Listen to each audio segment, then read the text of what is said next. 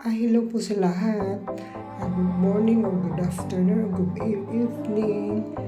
Ito muna ang gagawin natin ngayon. Magtinda ng lechon manok dito sa Balilihan, Bohol. Ito ay binabantayan ng kapatid kong lalaki. So nakikitinda muna kami since nainip kami sa aming pagbakasyon. Kaya tinulungan namin siyang magtinda. Kaya yan, bili na kayo, lechon manok, yummy yummy.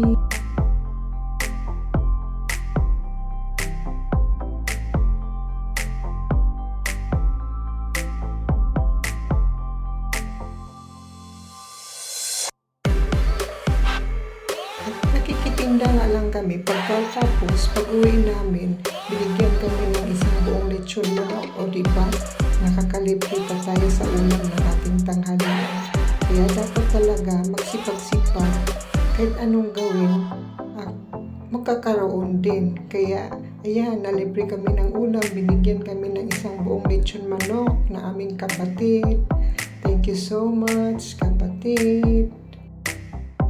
At sa ilang minuto nga lang mangyam, Mari, ay umuwi na rin kami agad. At para makakain ng tanghalian. Thank you for watching. Bye-bye and God bless you. God bless us to all. Thank you for watching.